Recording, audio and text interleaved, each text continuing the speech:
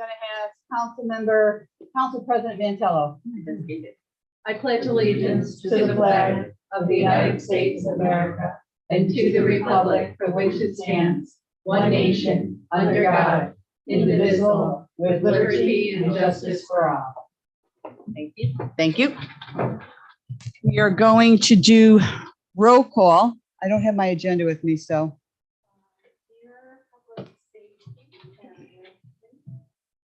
And we're going to do roll call. So Councilman Gully is absent. Do I have to do roll call? I don't, just, okay. This is the Public Safety Chair Committee. And on the Public Safety Chair, we have Councilman Gully, who is absent. Is Gully on this or is it? Yes. Yeah. Councilmember Gully. Councilmember Gully is absent and Councilperson Kiani Conley Wilson is present. And myself, Kim Ash McPherson, as chair, is present. We also have ex officio Council President Mantello. We have joining us Councilperson Sue Steele, and we have Councilperson Emily Men, and we have Councilperson Irene Soriento joining us. We have the Chief of Police, Dan DeWolf, who is joining us for public safety. And this is just a meeting to get acquainted with the new council members and to get an update on the police, maybe with the body cams and the street cams. And anything else you want to update us on? And we'll start with you, Bat. So my name is Dan Wolf. I've been a 27-year member of the police department Sunday. Grew up here in Troy. I'm probably you don't know. So I have a love for this city. I grew up here. I went to school here. Went away to the Navy. Came back here because it's where I want to be. So, Perfect. Perfect. so the police department, I want to thank you and you members that were with the prior council and the new members now for giving us the assistance and the funding for the additional police officers that are now in the academy. The plan going forward is the March 1st bid. We put 6 community police officers, 15 community police, an additional 2 traffic officers. And then in the summer, there's another 3 officers that go into CPU, which are the school resource officers. So in the height of the summer, we have a complement of 11 officers in CPU, which is fantastic. So we'll be able to do a lot of things. But even before the summer, we'll be able to do a lot of things because in that March bid, we're going to have that increase immediately. Perfect. So that's really great. We're happy about that. From about July through the beginning of December, we were doing a lot of community engagement details, which involved using the mobile command center and officers going down to different, hotspots in the city. Some of them were in Little Italy, up in Clement 7th, and throughout the area, Congress and 3rd as well. And they'd mingle with the residents and business owners. And it was really quite a success. I mean, every time that we were in any of those areas, we got great feedback from the neighbors. And they're happy that we're there. There was a lot of interaction with the children, coming to see the MCC or just, speaking with the officers and so on. It was really more of a, getting to know your neighbors or getting to know the neighborhood a little bit better rather than just being in the car and, listening and finding out what the problems are that we could help with, or at least direct them to the proper department if they need help with something that wasn't a police matter. Perfect. So we're going to start those up again as soon as it warms up. What else? The body cams are fully implemented. There's a policy in place. I know there's negotiations going on between the union and the city, but that doesn't impact the policy. The policy has been put out with a directive by me that's to be followed. And we really haven't had any issues with the body cams. There seems to be a vast majority of the officers are full compliance. So it'll work out well. Thank you. I'm just going to back up 1 second. So you said that we're going to be bidding for 6 community police officers to put on the street, or they already bidded for those positions? We'll be bidding that. So will we have them on the streets by June? Before that? March 20th is the plan for bid to go in place. So we'll be bidding by the next week or so. And the only thing we're waiting on is the 6 officers that just graduated in January are currently at field training. So their field training will be completed the 3rd week in March. So normally the bid would change March 1st or that week. Instead, the PBA allowed us to move that bid up 3 weeks so that they would be fully trained. So those 6 officers that are going to join in the community police, we're going to spread like 2 throughout the city in different sections, like 2 in north, 2 in south, 2 in the east. The officers that are assigned to zones as well as downtown, and then they'll also collaborate together. Mhm. You know, sometimes you need more than one officer if you have enough picking problems in one zone or another. And But those specific officers that are responsible for them.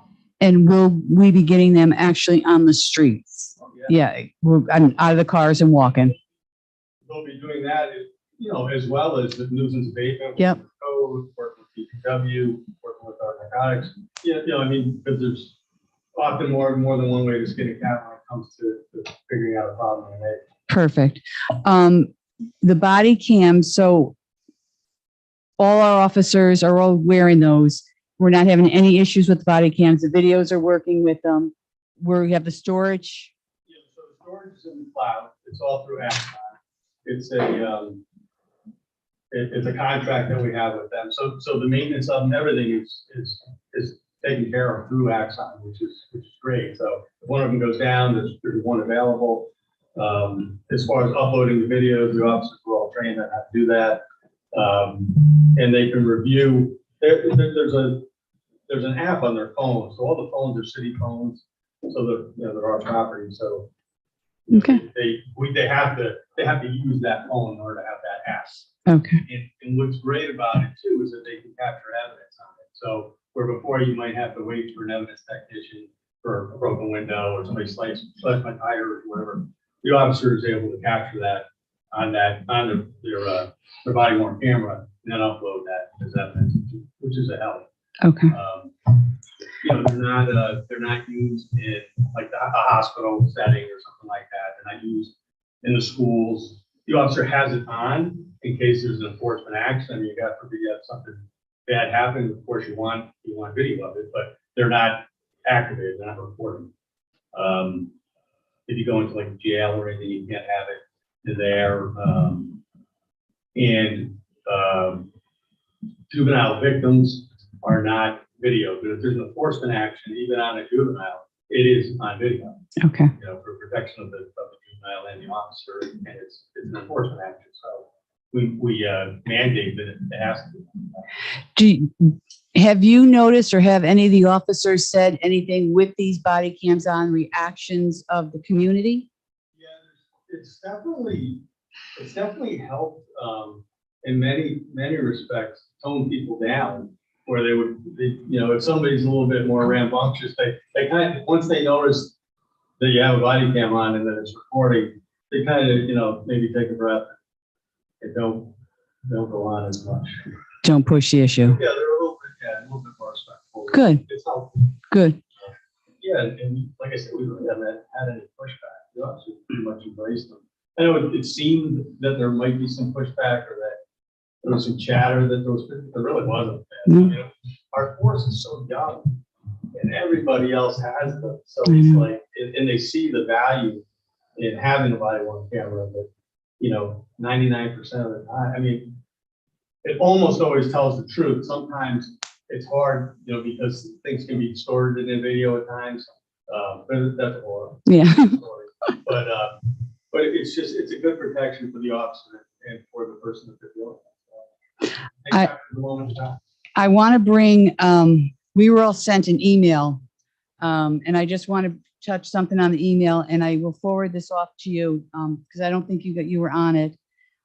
This is a letter from 2 constituents in the city. And I have a spare copy. of the letter. Yeah. Thank you. Okay. So what I'm going to ask in here is, one of the sections I wanted to ask about is we would like to inquire if there's been an update to the agreement with the long-range acoustic device. So it looks like there was information that Detective Comitel was going to get. And I don't know if you have that information, but we'd like to try to get that information so we can get it to the people that are inquiring. And just the LRAD has been purchased, but we don't currently have it. It's not out being used. So we don't have it yet. Okay. So and also checking with the manufacturer about changing the highest decibel. There was some. I'll keep this and I'll go through this with him, get those answers. Okay. Okay. Because I think it's something that you purchased that's already made.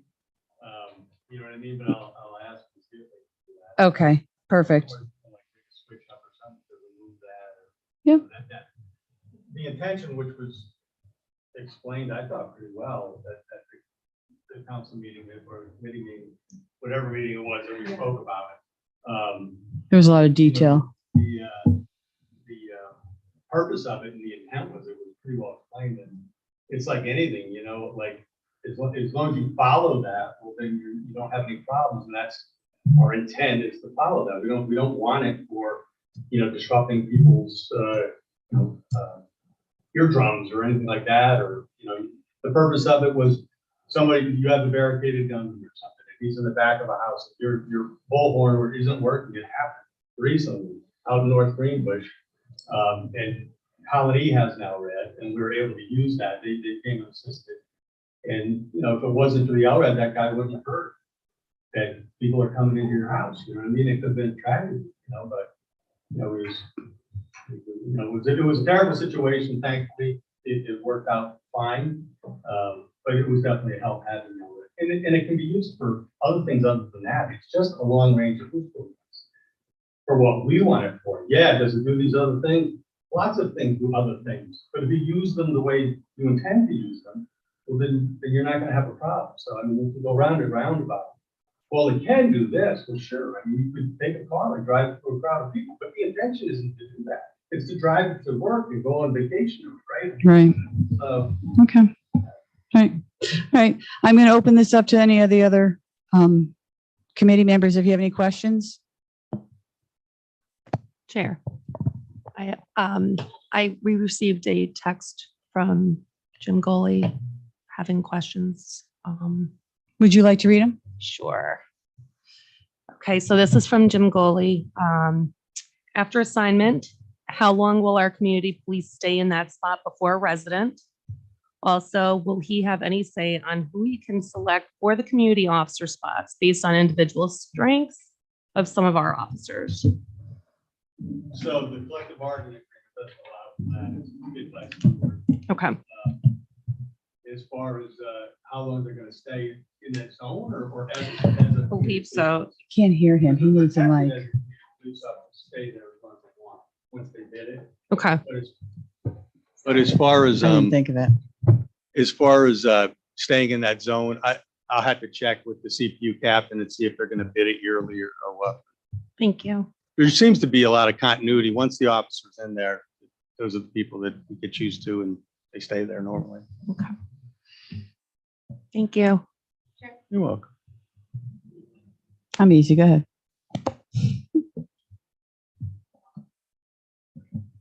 Dan, thank you so much for the update.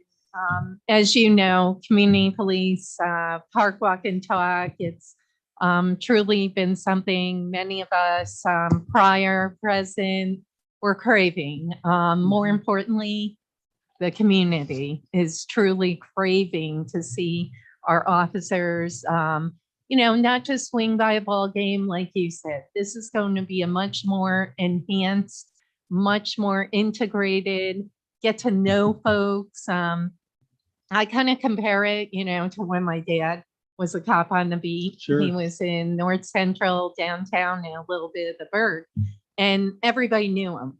And one of the things you mentioned tonight, I'm hoping actually comes to fruition, that trust, that mutual trust, where folks in the neighborhood that might be maybe hesitant to come forward with information might actually come forward now because they trust Sure. that particular officer. And they're looking at that officer not as a man or a woman in blue, but actually as a partner.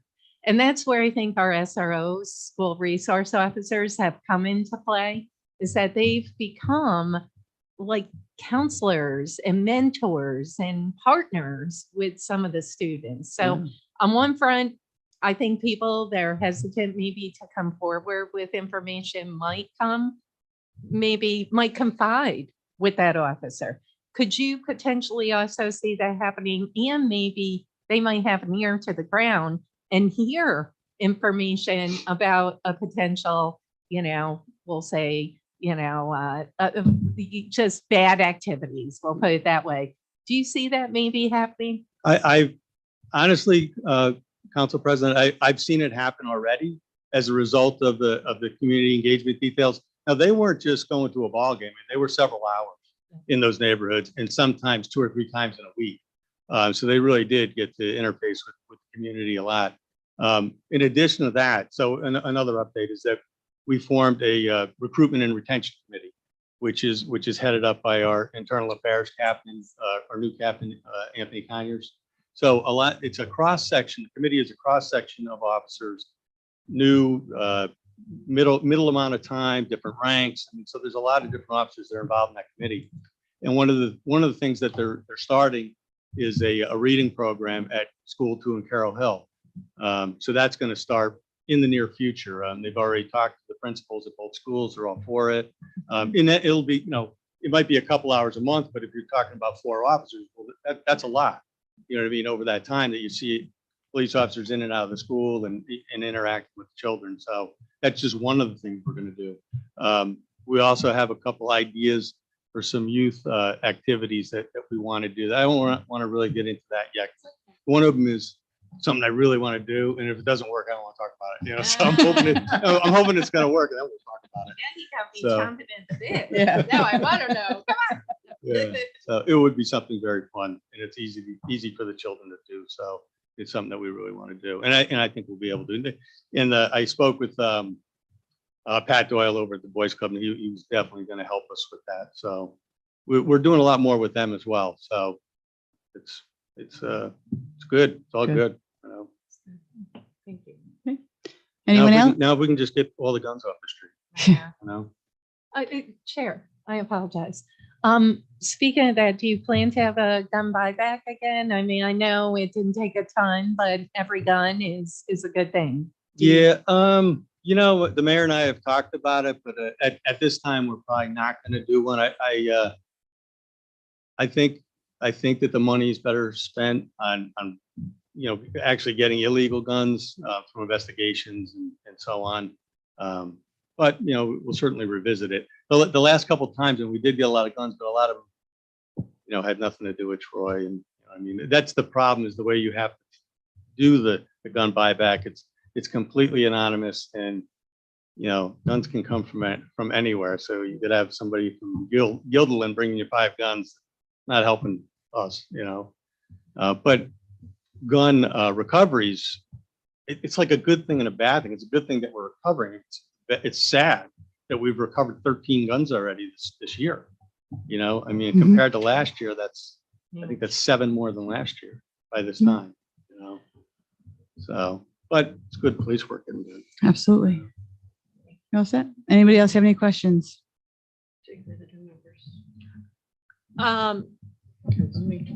Chair. Let's see, for the LRAP device, have we updated insurance policies? Every piece of equipment can have failure, and if you blow out the neighbor's windows unintentionally or a kid's eardrums, Mhm. it's certainly not going to reflect well on anyone involved. I'd have to talk to legal about it. Mr. Morrissey would probably be better Yeah. equipped to answer that. I mean, I'm not sure. Yeah, because that has been a concern raised by several constituents. And then I know that there's like, there is a database that you guys have for graffiti. Yeah, and community policing has that. Officer O'Neill O'Neill. is pretty much the one who heads it up. Yeah. That's also become a very significant concern for downtown residents and business owners, because it's escalating significantly, and the property damage is well over $200,000 at this point, probably significantly more. And I know it's really impacting District 5 and District 2 and 6. And So, 3. and 3. And Citywide. yeah, Yeah. citywide.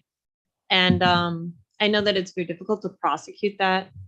But you know, the more information that Officer O'Neill can share with us, I think the community would be very appreciative. And the bid, Definitely. Yeah. I know think- he's connected to the bid, and more information is going to help a lot. Yeah. And I know the new deputy mayor is trying to get a collaborative together Yeah. to try and assist in this. I mean, definitely everything I read about trying to curb it is cameras and lights. You know what I mean? The more you can light up an area, and if it's under surveillance, you know, it definitely does curb.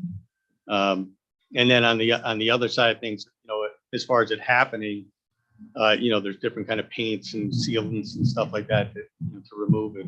But it is hard to capture them. And then once you do, you know, nobody's going to jail. I No, mean, it's for a misdemeanor. graffiti, it's an appearance thing, you know?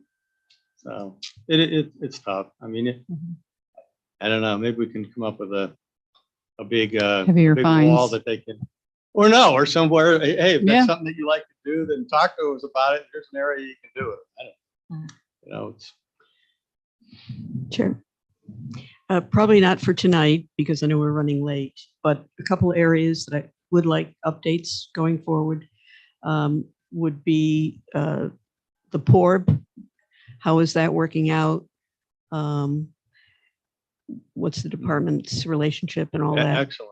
The department has an excellent relationship with the PORB, and they've really taken to the training. We've done a lot of training, you know, so that they know a lot more about the department and how things operate and use of force and that kind of stuff. But I mean, the mayor might be able to speak to it a little bit more than me. It's not really a police. Right.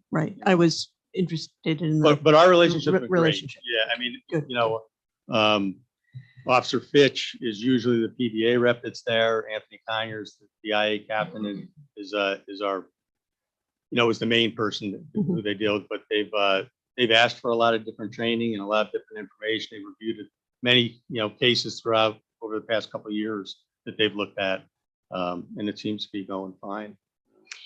another area, and this is probably more in depth, would be going forward, hearing your plans for the website and how the department plans on rolling out more transparency, the posting of policies and making it easier for folks to submit grievances and things like that. I mean, I don't want to Yeah. put you on the spot tonight, and I think it's Definitely being worked on. yeah, and I know Yeah. it's an area of concern to a lot of folks in And the the community. policy has been written and approved for the new, there's a new, it's not just a complaint form, it's a compliment form too. Right. And it's supposed to be getting uploaded, but there's a little bit of training that has to be done for the officers because at many times they're the person who's going to be filling it out with complaint. So there's that, but it should be up and running pretty soon. So. Well, we'll all be glad to Yeah. hear about it and I see mean, it and because this share is- that information, because I think it's only going to be effective if the community knows about it. Oh, Yeah, definitely. So, And since thank you. maybe there's other people listening to this, you can submit a complaint on a napkin. You can call it in anonymously. You can, and it's always been that way. But I mean, I encourage people, if you have a complaint or a comment about the department, please don't rely on just a form. Don't think that, geez, if there's no form, I can't say anything. You can say anything. You can write a letter. You can call, you can, you know, just, if you don't know, you don't know what you don't know, right? So if you're not letting me know, then I can't change it or fix it. Perfect. So, Any other questions? What would, is there a specific information that would be helpful for, police departments now with like?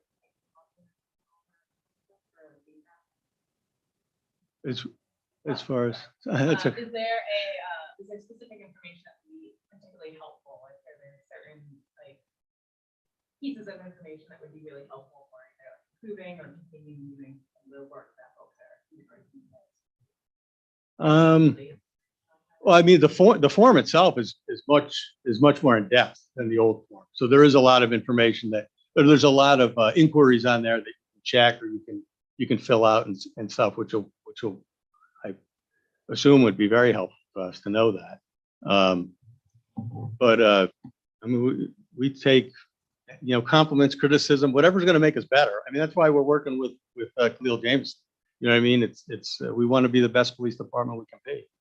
So we're open to ideas, and we're not. They say, I can't remember the saying, but like people want change, but that's the biggest thing they're afraid of is change. Well, we're not afraid of it. You know what I mean? We're embracing it, and we just want to serve the citizens and do the best we can. Perfect. Any of Council Chair. President? Yep, just one last note, Dan. I did want to thank you and the community police and a couple of your officers. As Councilmember Mem mentioned, some issues have transpired downtown. One of the main issues I'm receiving calls on are panhandlers, unfortunately. And I know at certain gateways, we've seen more panhandlers, but in the downtown, there have been incidents where the panhandlers, the folks, are actually, I'll put it nicely, harassing some of the customers, and it's really become a growing problem, but also a very sensitive problem because obviously, some folks need help.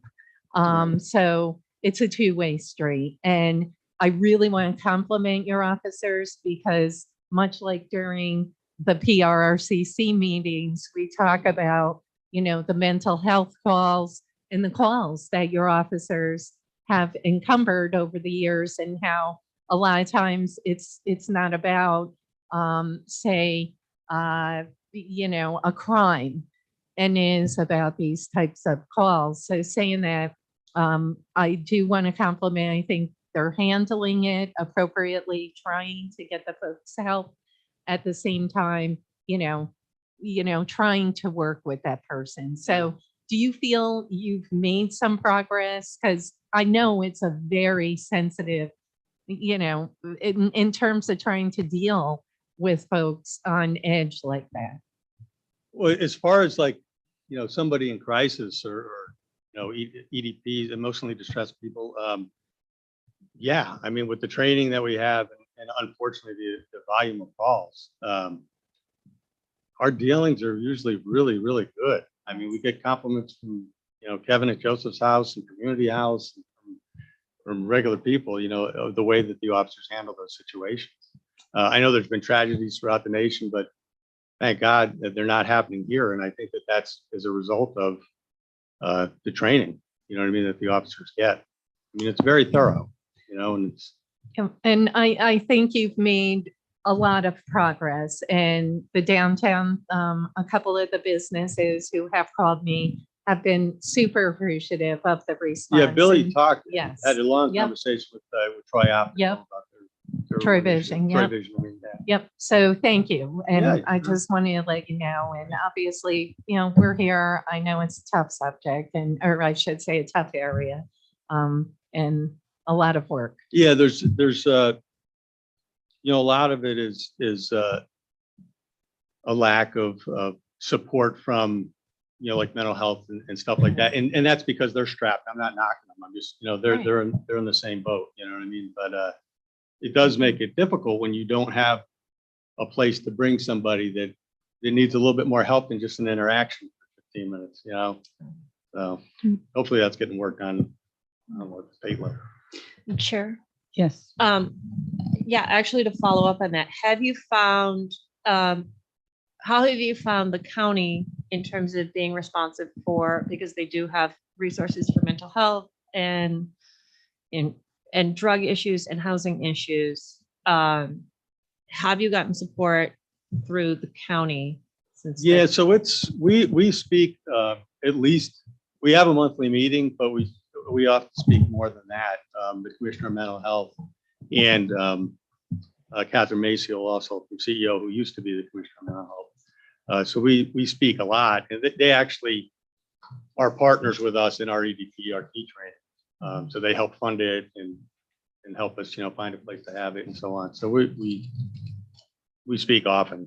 And Captain Montanino is actually the liaison between mental health and Samaritan Hospital and the program. He kind of like runs the program. So, they're as supportive as they can, but it'd be great if, maybe if someday they had a clinician or something assigned to the police Triage. department, it'd be Yeah. great. But that's a conversation that's going to happen. And we'll have to see what happens with that. I'm going to get ready to wrap up, and I just have one last question. The street cams, because I get a lot of questions on these. Are they up and active? Are they recording? Are All the above. all of the Up and above? active, the Every, transition is complete. They're running the move. They assisted in, there was kind of like a drug bust takedown thing at Congress and Third about a month or so ago, and they assisted tremendously in that because we were able to pan and zoom and everything else. It worked out very well. and It's good the, evidence to have. and the storage, we have the place for the storage. We have everything working on them right now. Everything's good. Perfect, It's perfect. only going to be built out more. So Perfect. I'd like to thank you for coming, and any of the new members or anybody else, you can always, their emails, you can reach out to their emails. I strongly suggest you have questions and whatnot, reach out to them that way. I'd like to try to have a public safety meetings possibly every 2 months, if that's just to get updates and things, what's Sure. going on, just so we're all abreast. And if there's issues and whatnot, we all can reach out, and that's good. So perfect. So thank you. I appreciate you taking the time tonight. all right, thank you for the opportunity. Next. Do we have to, we don't have to do No. the pledge again? We Keep just- it going. All right.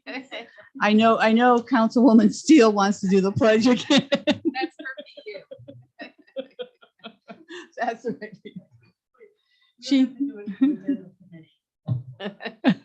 Only when we have a new committee, right? Correct. Yeah, okay. Okay, so we have Chief McMahon of the Fire Department, and we are doing public safety, and any updates, any information you want to give to the council, the new council, let them know anything that's going on. Well, we'll start out with, I too am a lifelong resident of the city of Troy. As a matter of fact, class of 1985. And I have to correct, when I introduced Chief DeWolf, I said the younger can start first. Really, I know you're younger, so. I'm not. Okay. You really put your foot in your I mouth know. there. I was trying. But we did graduate the same year though. So we'll start out with, for those that don't know me, I am the chief of the city of Troy's Fire Department. I've been with the department for 32 years. Like I said, I'm a lifelong resident of the city of Troy. As far as the department goes, we operate out of 6 stations. They are strategically located throughout the city. We run 11 pieces of apparatus. We generally have 9 crews for those 11 pieces of apparatus. We have 2 jump crews, truck 1, medic 1, and engine 2, medic 2. However, through a program that we started this year, medic 3 is on duty from 0800 to 2000 hours every day. So for the first 12 hours of the day, we have 2 extra members on. That gives us the opportunity to place a 4th ambulance in service if we need a 4th ambulance. A couple things need to line up for that to happen, but But so far this year we've probably put that ambulance in service certainly more than 24 times, probably closer to 30 times throughout the year or throughout this period. Numbers wise, we continue to be a very busy department. So far this year, we have, we're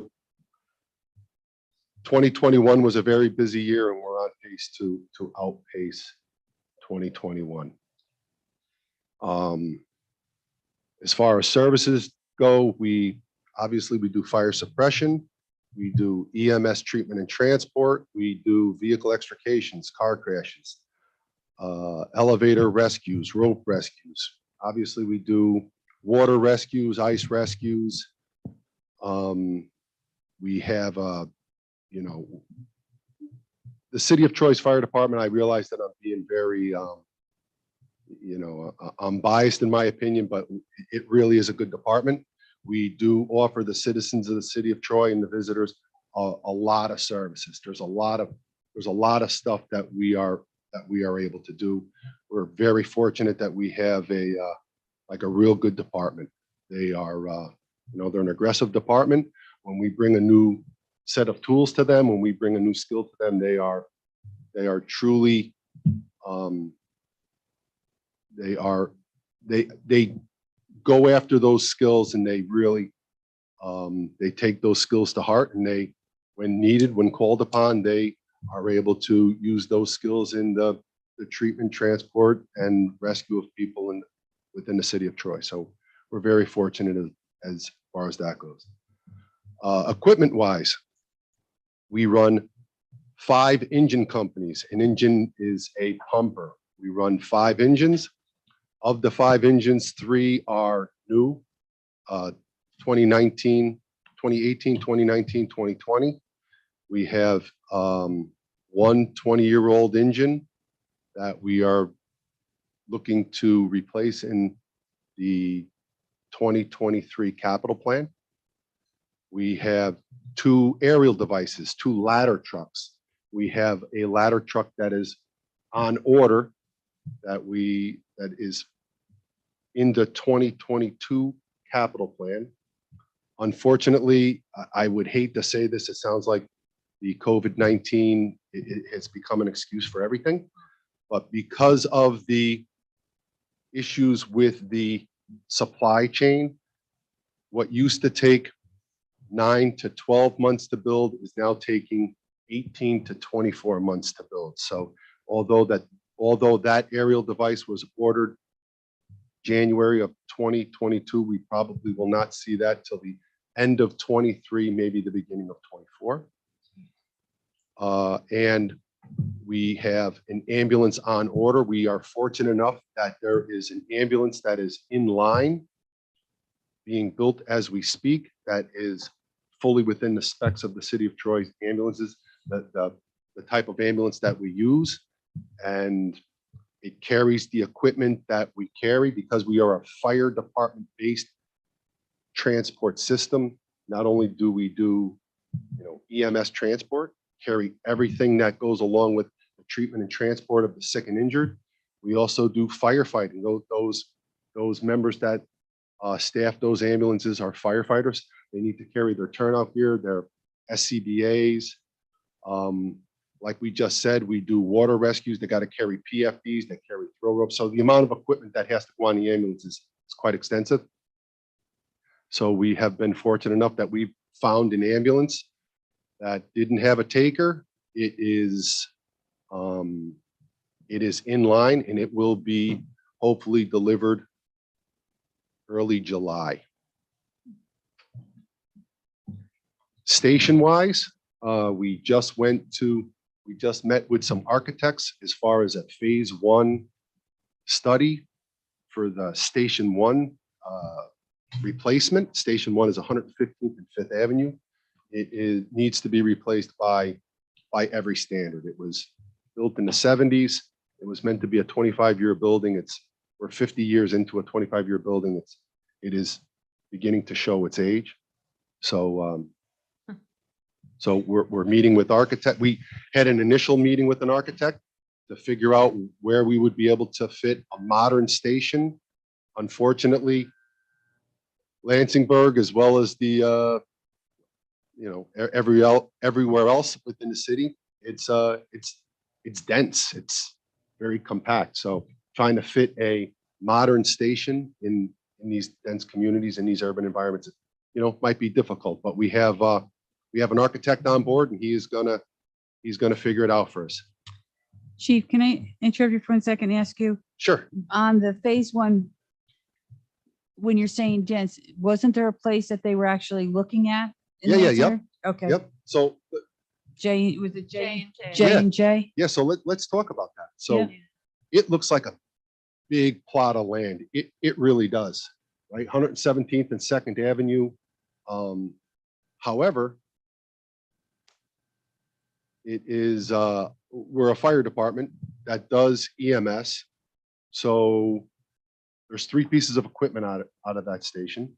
There are standards that go along when you build the fire station. Mhm. Turnout gear needs to be separated from the quarters so that the carcinogens that get in your turnout gear, they don't migrate into your living quarters. Your footprint grows. They do EMS. You have to have decontamination areas for your EMS equipment. That grows your footprint. There are standards on how much living space you should give the crew. That grows your footprint. Showering facilities. When that facility was built, there were firemen. Now, obviously, we have firefighters. There's, you have to have separation for the sexes and for the genders. Mhm. And so all of those things going into this study, every task or every skill or every operation that we do basically grows the footprint a little bit. So what looks like it is a very big footprint really isn't that big. Is it bigger than the property it's on now? It really isn't. It's that property, the property at 115th and 5th Avenue looks like it's small only because Yeah, and the angle of it. the way that the building is constructed. But when you take a look at the footprint, there was a building behind it. I forget the address of it on 5th Avenue, but it was the city took it over, took the building down and maintained ownership of that lot so that when the station was going to be built, we would be able to grab that extra 20 feet. So both lots are relatively the same size. Oh, doesn't look at that. It looks like, I was gonna look up the square footage. I agree, but yeah. So right now we're looking at a 2-floor station at least. One station, the apparatus bay would be down. obviously, one section of the fire station, and then the living quarters would be on the other end of the station, and it would be, at least 2 stories. So even if it were to stay where it is, it has to come down and be rebuilt, and that would have to be 2 stories there. Correct. But if it's the same footage, wouldn't it be able to go over where J and J is as a 2? Sure. And that's one of the things that the architect is going to take a look at. Like, Okay. how do you thread that needle?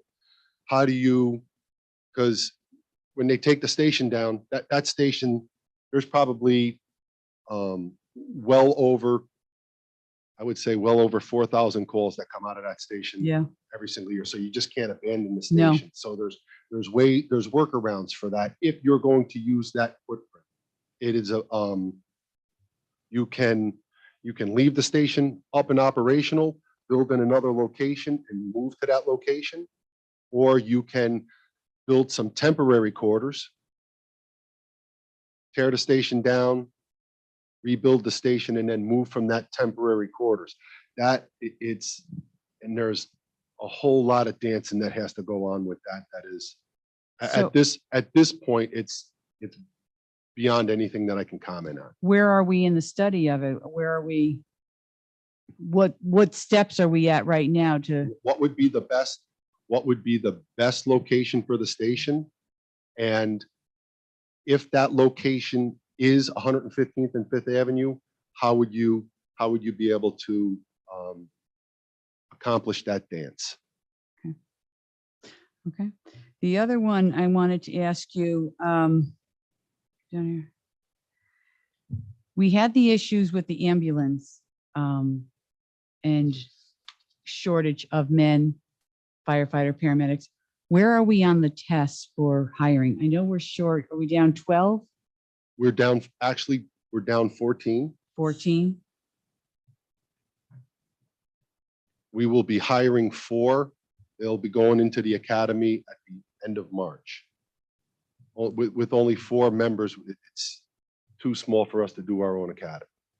So we're going to send them to the Utica Fire Academy at the end of March. They'll come out in July. As far as a new test, the decision was made we have an active list. What we're going to do is remove the paramedic requirement, recanvass the list, and hire up the existing list. So that was my next question to go on, is the paramedics, do you have to have that through, if you're gonna remove the paramedics, so you have to come up with a new test for that? No. You don't? You No, can keep the same people on the list? Yes, because a firefighter paramedic exam is a higher qualification than a firefighter EMT or a firefighter exam. So you're able to use the firefighter paramedic exam, remove the paramedic qualification, and hire off of that for firefighters. You couldn't do it the other way, but you can do it. You can go from firefighter paramedic exam to hire firefighters if you remove the firefighter paramedic qualification through civil service. So the four people that are hired, that came off at the end of March, are they paramedic? Yes, So they're firefighters, paramedic? yes, Okay. So that's gonna bring us down to about 10. correct. Okay, And so, then, but I have to caution you also, we may have retirements as well. true, You know, true. So the 10 that we're gonna be hopefully looking to hire correct. have to take a new test? They do not. You're just gonna take the paramedic out of it and just hire them as firefighters? Correct. And will we have a shortage on the ambulance? No, because we still have paramedics and we'll team them up with an EMT. So we'll still have the coverage. We absolutely will still have the coverage. Okay, I'm gonna open this up to anybody's questions. Anybody has any questions? Did the chief have a couple more updates? Oh, I'm sorry. No, I was just going through Yep, I was just he was just filling in. filling in. I was just tap dancing until the questions started to come. I'll let the new members and then ask. Who wants to go? All right. Go ahead. Chair. What are you guys doing for data tracking by location? To see like if there are certain locations that have high concentration of use, as a way of sort of identifying, I guess for lack of a better term, frequent flyers. So we can track that. Yes. We can track that. We can identify them. We can do, our guys know when we go to a certain address that, that this person is a high usage EMS patient. However, there's nothing that we can do. The Department of Health, New York State Department of Health, EMS, if someone calls 911, we have a duty to respond, a duty to treat, a duty to transport. If they want to go to the hospital, there we have to, you know, we have to do we have to accomplish our duty. So we can identify them, but there's, you know, not much that we can do other than identify them. Do you think that there would be interest in for people who have high usage of 911 to do a cross-disciplinary partnership to, you know, add some other folks who can bring resources to them to maybe like identify some of the other needs that are why they're calling all the time? That would be absolutely wonderful if we could develop partners to do that. When our guys run into people who are high use patients and they have other issues going on, that does get passed up through the chain of command into our EMS office. And if the criteria is right, we do reach out to Rensselaer County and we try to get the county involved in some of these, with some of these individuals. Does that answer your? Yes, yeah. I know other municipalities have, you know, really like, they've brought in a really broad range, everything from housing, mental health, social, like together, and then they've negotiated out a solution. Obviously, there's union concerns and staffing concerns. And I know that they found it to be to reduce costs significantly and to get good outcomes for people who have needs, and then free up more resources, you know, because obviously we have limited staffing. And so it's nice to hear that at least that exploring that idea is something that we can put on the table. Absolutely. Anyone else have questions? Sure. Hey, Chief. Thanks for joining us. You know, I first want to say you're absolutely right when you characterize the fire department as second to none. The services, and you didn't mention hazmat on top of everything else, and you know what you're doing in other counties, and we're essentially like the #1 hazmat in the region, correct? We're capital Rensselaer region. County's hazardous materials mitigation team. Yes. Yep.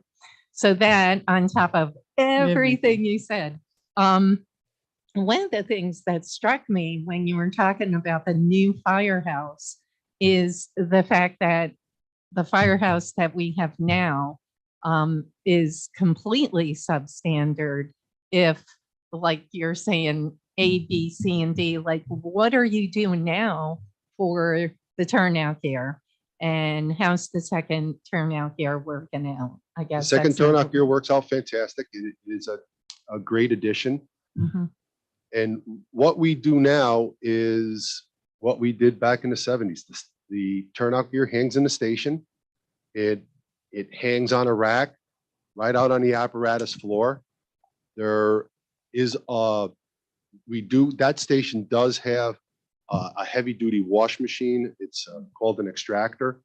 However, you wouldn't be able to do that in a new station, just to hang it right next to the apparatus. One of the things that we do benefit from is the fact that all of our stations have what's called a Plymovent system, so that when you fire up the rigs, it brings the exhaust through a hose system and expels it to the outside. Okay. In years past, those carcinogens from firing up the rig would just blow right onto the turnout gear.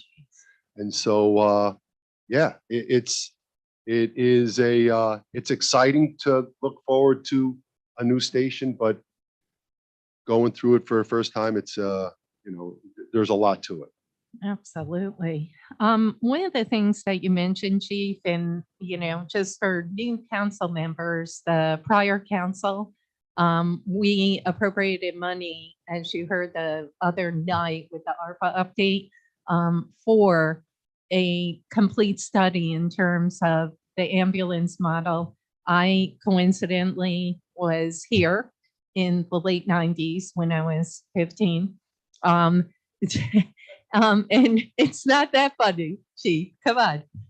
But I actually was one of the folks who spearheaded the city-run ambulance. So here we are, and I talk about it often. We're 25 years later.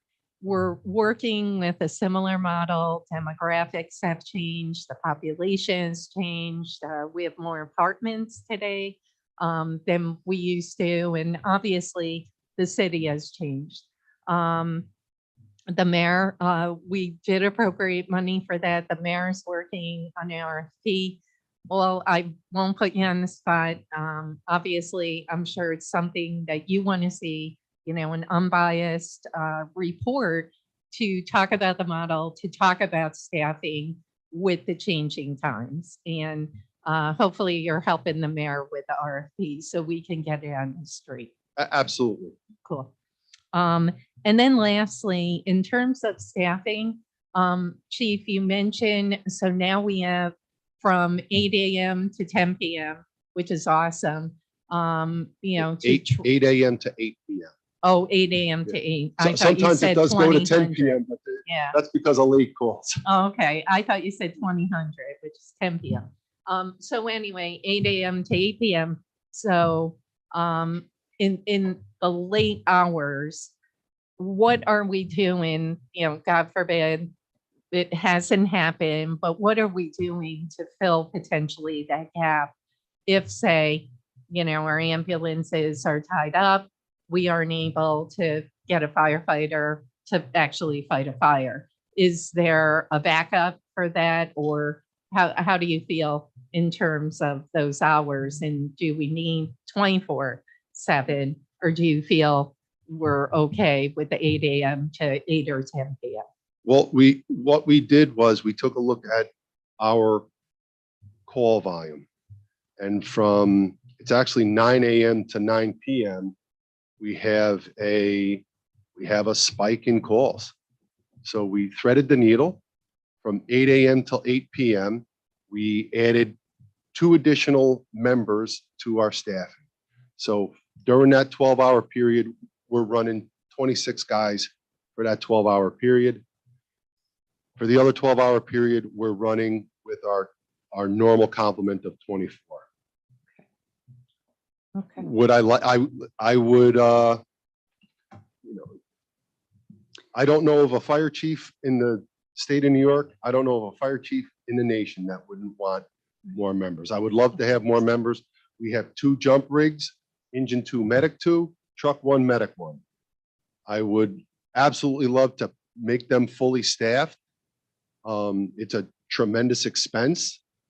That is, it's a tremendous expense. So what we did was we approached it incrementally, and we added 2 additional firefighters in the center of the city to keep engine 2 on duty for a greater amount of time during the day. That puts engine 2, when we have medic 3 on duty, that puts engine 2 on duty more. It takes a tremendous strain off of the rescue squad. The rescue squad is a downtown fire apparatus that usually has to run up the hill to cover engine 2's district. Those calls aren't it's not necessary for the rescue squad to leave its territory as much anymore. It does relieve the system. It truly does. It'll be interesting when the study comes through what the study says. Like I said, I would love to staff that 24 hours a day. I just don't know where the funding would come from to do that, especially because right now being down so many firefighters, it would be the 2 firefighters that we're putting up on top of the hill is being funded with overtime. It's 2 firefighters on overtime, so it would double the expense. And, Chief, I like your idea to hire with or off the list without the paramedic. Will you also have another test, or do you feel comfortable off that list? You'll be able to hire a good chunk because obviously we need to hire more. There's always going to be tests coming down the road. So when we hire these individuals off of this existing list, I fully anticipate in 2023, we will be calling for a new list. Okay. Thanks, Jake. Off the top of your head, do you know how many candidates are remaining on the list? I don't off the top of my head know how many are remaining on that list, only because New York State Civil Service has allowed members to cross-file. Yeah. In which they sit for one exam, but their name goes on to several different lists. So I do know that some members have been hired by the city of Schenectady, some members have been hired by the city of Albany. Okay. So I fully anticipate that we'll be able to fill out our ranks with the test that we have existing right now. Has it recently been canvassed? It has not been recanvassed only because we haven't hired the four paramedics. We want to hire the 4 paramedics and then recanvass the list. Okay. Has one more question. Take your time. Has the job description been changed or? That has to go through a civil service Yep. meeting. I'm not exactly certain if the commission met on that to remove that prior to the hiring Yeah. of the members that we're looking to hire. I Okay. think that I could find that answer out for you and report back to you, but I believe that it's going to go higher first and then removal of the Okay. of the qualification. Of the special requirement for paramedic? Correct. I We're believe gonna remove that. that's the order of progress. Okay, so that's going to be taken off completely. We're not going to make it where the incumbent would have to have an EMT basic at least, or at minimum, where it's just I- going to be firefighter. I believe that we're, Pass their CPAT and. yeah, I'm not exactly certain what requirements that they would put on it. Okay. If they would just say firefighter or if they would say firefighter EMT. I'm not certain. All right, thank you. Chair? Yes. When we're communicating with our constituents, what would be the one thing that you think that, a normal Trojan could do to make your job easier? What's your direct ask to Troy? My direct ask to Troy would be to, make absolutely certain that if they put bulk trash out, that it is away from any structures, that they go through Public Works, that they get it picked up and removed as quickly as possible. When you have bulk trash like that, it makes it targets of opportunity. A lot of the fires that we have in the city of Troy are targets of opportunity, especially in the alleys. There's also an issue with, people just not from the city of Troy, not wanting to pay for their bulk trash, just throwing it out in the alleys. I will compliment our guys also on another program that we have in the city of Troy, and this will go out to the citizens as well. If they know of a vacant building in around their neighborhood that is unsecure, call the fire department, call the police department, call somebody to get that building secured. Our guys go out every single year. They're getting ready to go out, in the springtime. They inspect every single vacant building. When they find something, something dangerous due to the freeze thaw of the Northeast and it causes the building to collapse that nobody reported, or if they find the buildings that are unsecure, they go through the chain of command. We have great partnership with code enforcement. We have a great partnership with the police department and the community police. We get the building secured through DPW. We have great relationships with them. And I think that program is completely invaluable, right? When they, especially unfortunately, we have a lot of vacant buildings in the city of Troy. Getting those buildings secured, removing the trash, removing any target of opportunity And that certainly does help us out a lot. Thank you. Thank you. Chief, I just want to go back to what Councilwoman Soriano has said with the civil service. If that gets changed, the tests, and it removes the paramedics and it's just firefighters, how are we going to maintain our ambulance if we don't have paramedics that are cross-trained? We absolutely will have paramedics. We will send them to paramedic school. It becomes an expense for the city. That was the reason why we added that paramedic certification to begin with, because it's quite expensive to take a firefighter and train him up to the level of paramedic. We added that paramedic certification on there to reduce the costs for the city. We'll have to send them. Right now, we have a grant in with the Assistance to Firefighters grant, in which with these individuals that we're looking to hire, we are hopeful that we're going to grab an AFG grant out of FEMA that will fully fund those firefighters to become paramedics. I know when I was first on the council, 2016, 17, I think it was, you had come to us with a grant that you had gone and you were, I think it was 4 firefighters we were able to hire through this grant, and they were going to be paramedics and so forth. And that was a good thing to do. I guess I'm concerned right now that if you can change the civil service test to remove the paramedic and we're just doing firefighters, then how are we going to get paramedics to maintain ambulance? That's what I'm kind of concerned about. The firefighters that we have on the job, a great vast majority of the firefighters that we have on the job right now are paramedics. Okay. And just me touch on that is because my concern is I have seen firsthand what our firemen and paramedics, they do on the calls.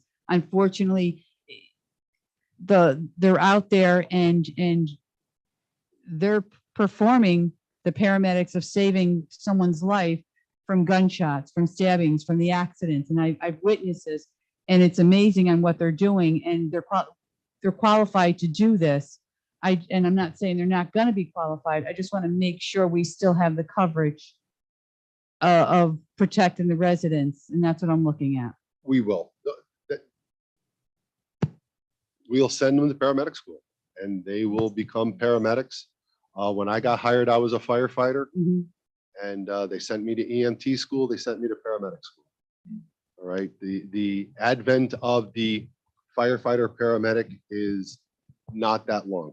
7 years, maybe a little bit longer, maybe a little bit shorter, but we will get them trained, and we will always have firefighter paramedics on the ambulance. I mean, we have a public safety, our fire department and our police department, they're above the best. I mean, these guys and women, they're out there doing something that I wouldn't want to do, and they run right to the danger. And so I give them the utmost respect for doing this, and I just want to make sure they have their tools to do their jobs. Well, let me throw that compliment back at you, because we in the fire department and police department have always enjoyed a very strong relationship with the administration and with the council members. Council President Mantello just stated a few moments ago, back in 95, 96, when there was an issue to get ambulances, there was a great push to get ambulances. Now, to be honest with you, the city of Troy sits in really like a good position, having our own ambulances, fire-based ambulances. There is issues with the EMS system. There is issues with the emergency departments, that are systemic, that are much larger than the city of Troy, much larger than the state of New York. It's a national phenomenon. And the citizens of the city of Troy, they have access to ambulances, and and it is through that support that we get from our elected officials that we're able to that we're able to provide those services. Does anybody else have any more questions? Chair, Yes. one more. That's fine. Have you ever had discussion with civil service to maybe have two concurrent lists? Because I understand that we can't have a preference for paramedics on one list. We tried Yes, that back in so- 2015. So yes, and it's a TO nightmare. It's a table of organization nightmare, but it can be done. And so, yeah, we're looking into it. Because to have- I'm only saying because of the recruitment. Yep. So- Because the candidate pool. So you can, well, obviously you worked in civil service, Mhm. so you would have to have a place to put a firefighter paramedic, and you would have to have a place to put a firefighter EMT. Mhm. And so you can run two concurrent lists, and it is tricky and it is truly trying to thread a needle, but we absolutely have had discussions about that and what our TO would look like. And, you know, my office sometimes looks like, like rantings of a madman, trying to figure out how we would be able to, I'm coming to see that. how we would be able to accomplish all of that in a TO, basically having our cake and eat it too. It's difficult, but it might be the way that we go. But what also helps though is there's also stipends though for EMT and paramedic in the union contracts. Are they still Correct. Yeah. Yes, they are. existing? So I Yep. mean, that could maybe encourage members to go and get their paramedics or EMT basics. But yeah, I was just wondering if we heard Absolutely. a lot about. Yep. We have It would looked be a at it, nightmare, but yeah. but there has to be a spot in your TO to place them. You can't just say, yeah, we want to hire this guy because he has this qualification. Or But it's more or less of doing away with having to run into that issue with trying to have Right. those paramedics as a preference, which we were told we couldn't do. So, not only us, every other municipality ran into the same problem. all right. Thank you. Okay, sure. Just one last thought. I did just want to say you're so right in terms of the vision of 25 years ago, Gary Favreau, the Troy Fire Department at that time. There was a real problem with the privates actually Mhm. making calls here in the city of Troy. So long story short, the city-run ambulance, we went through the process, DOH, et cetera, got the message of necessity. Fast forward, there are communities right now, like the chief stated, like in the rural areas, they're waiting They don't have 20, 'em. 25 minutes. Yep. The privates won't even hit certain communities just because of the market, the economy, et cetera. We are very fortunate here in the city of Troy. And as the chair mentioned, we've probably all experienced at one time the paramedics, the firefighters, TFD showing up at our house or our mom's house. So I just want to tell you, Chief, keep up the good work. Whatever we can continue doing to assist you, to assist Dan, we're here. Public safety is the core. And we just want to say thank you. Thank you. Thank you very much. And one last thing I'd like to say, and I know, Chief, we can't ride the fire engines, but we can go and check the houses out. And I would think, Dan, Chief DeWolf, they can do ride-alongs. And you can reach out to the fire department and the police department to do a ride-along with them. And I would suggest that to anyone to do that. And I really would suggest to go take a tour of all our houses. And I Yeah, wanna please thank- feel, just reach out. Yes, thank you very much. I appreciate it. You're welcome. Thank you. I think I'm taking a motion to adjourn. Are you in the Oh, committee? my committee. Right here. Oh, okay. Public safety. I can't vote. There Yeah, you go. so- So Yes. Do we need a second? Yeah, you. I'm can going to second it. Yeah. All in favor? Because it's you and I. All in favor, aye. It's just you and I keep on looking. I thought you were. No. I-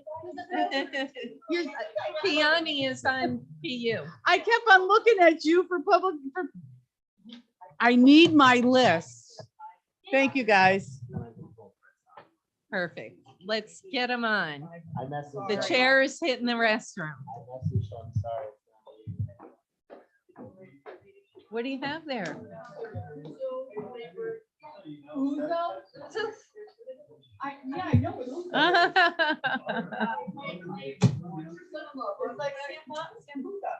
Oh, that's just what we need.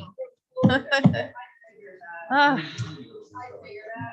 Oh, we're being recorded. I'm gonna hit the restroom. I better take this.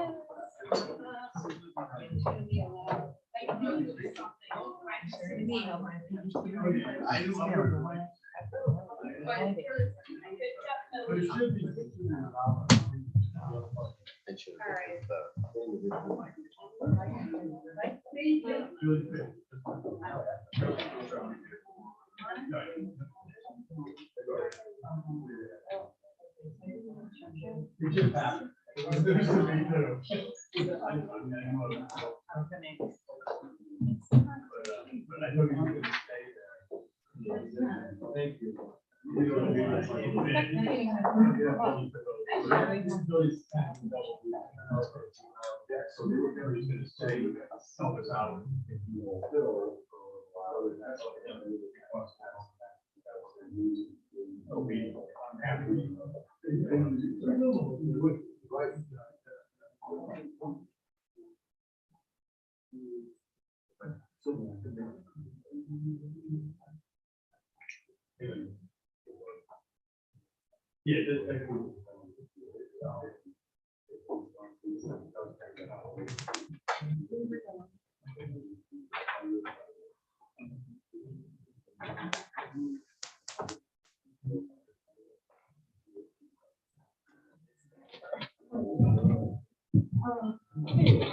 Yeah,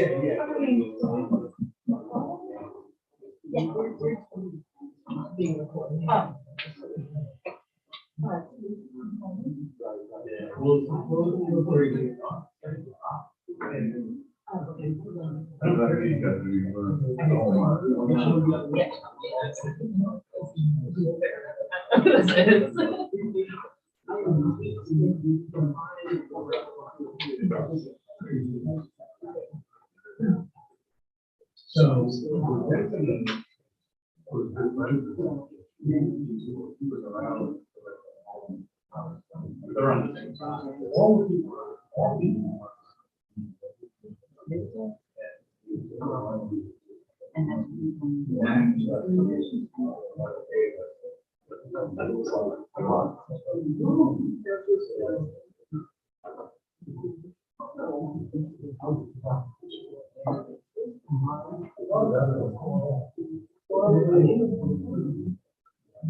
The other thing is how to get out more way.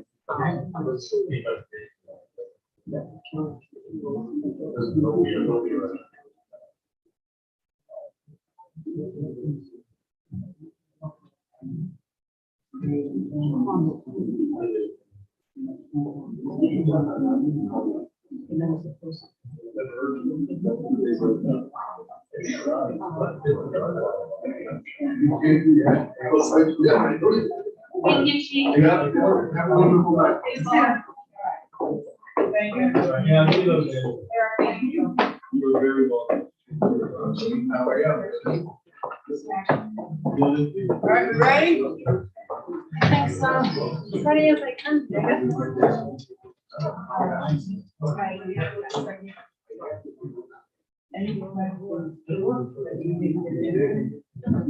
No.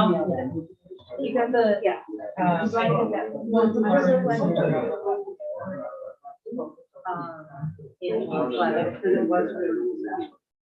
And I did read it.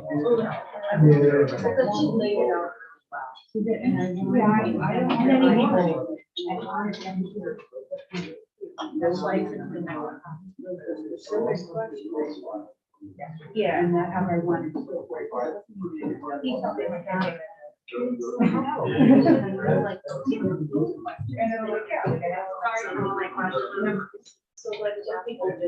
No, they have a professional. Irene, I have Uso flavored. I've never tried Uso. I do not like licorice, so thank you, Sue. Like Sambuca? I can't stand the smell of black licorice. The smell of the black licorice, and it's absolutely, I have Uso at my house. I've never tried it my entire life. My dad still doesn't.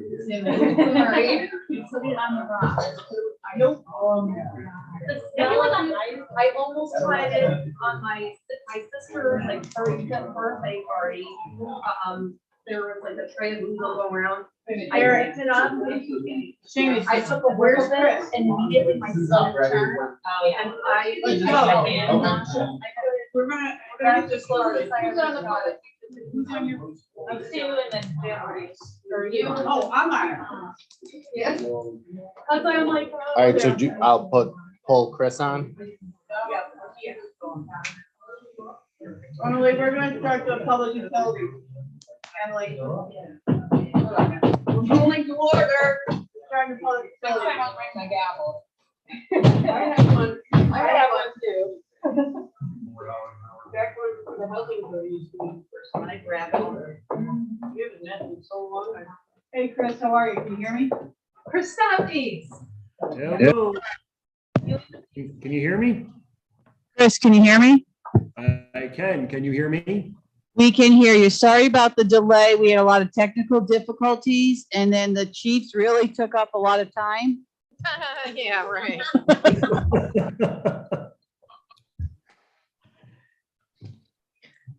Okay, Turn your so mic.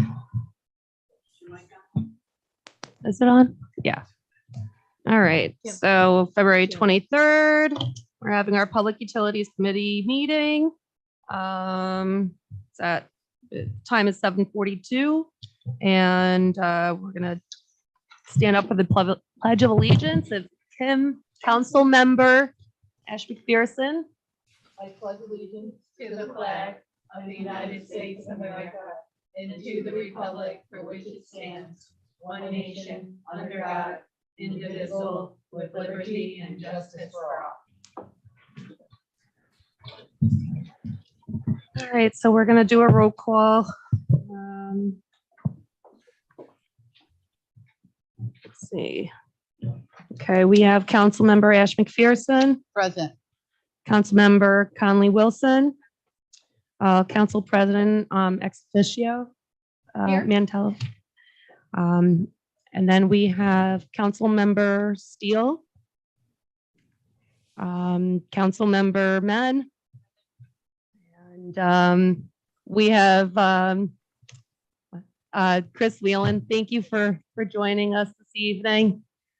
So we're going to go ahead and the items on the agenda, I can go ahead and just list them, right? Item number 1 is transmission main project, south and north portion. Item number 2, Albany Pool CSO project. And item number 3 is the lead and copper rule revisions as implemented by EPA and DOH. So, Chris, I'm going to let you take it away. Before I start, I just want to let you know I do have, Andy here with me, Hi, Andy. just if there's any questions for him. Yeah, so the transmission main, as you know, we have started the replacement of that. So there's a southern portion and a northern portion. The southern portion brings it from pretty much the water plant to Church Street in Melrose. The northern portion brings it from that Melrose station, or from that Church Street up to the second valve house, further up in Melrose towards the reservoir. So for the southern portion, it's a 43,000 foot of pipe that's going in the ground. It may not sound like a lot, but it's about 20% of all ductile iron that's shipped to New York in a year. And this is only the one southern portion.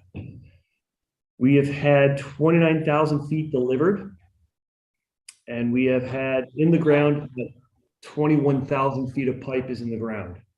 There are two 36-inch pipes going side by side. for redundancy. That way, if there's a breach in one, we can still supply the water plant with the other one while it's being repaired.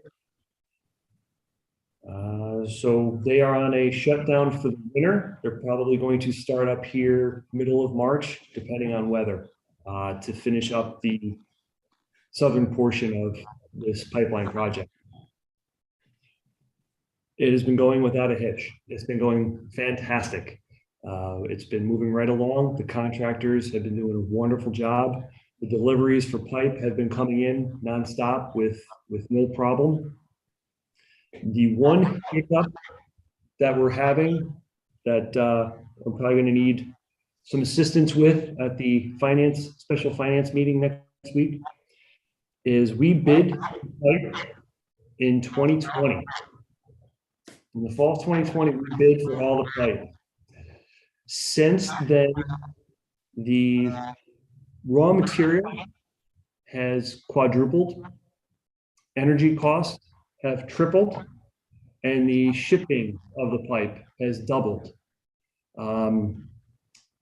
So the current vendor, US Pipe, is looking for a cost modification in the contract to cover the increases of raw material. Typically, what we would do is we would have to cancel the contract and rebid. The problem, well, so there's a problem, and then there's a bad part of the part. The bad part is to cancel the contract and rebid. With the way the market is, we will not get any more pipe on site for about 10 months. So that would put this project in a halt, and I don't want to do that. The option we're looking at is the bid price in 2020 was $196 per foot for the pipe. The current market value right now, if we were to go to bid, is about $340 per foot for the pipe. The current pipe supplier is just looking for the increase in the raw material costs, shipping costs, that sort of thing. They only want to increase the price per foot to $256 a foot. So realistically, it is a savings over rebidding. It is higher than the bid, but the way the market has gone, it's insanity to try to get pipe. Projects are being held up for months trying to get pipe on site. We are on this manufacturer's schedule to make the pipe and ship the pipe to keep this project moving along. And obviously for the northern portion, we would do another bid. But yeah, we're looking at the remaining pipe on this bid is 13,000 feet. So that's what, or 14,000 feet. That's what would be affected by this price increase. So what we're looking to do is single source manufacturer for this project so that we can keep the project moving without any delays, keep the contractor moving and not have any increased costs from the contractor for delaying it.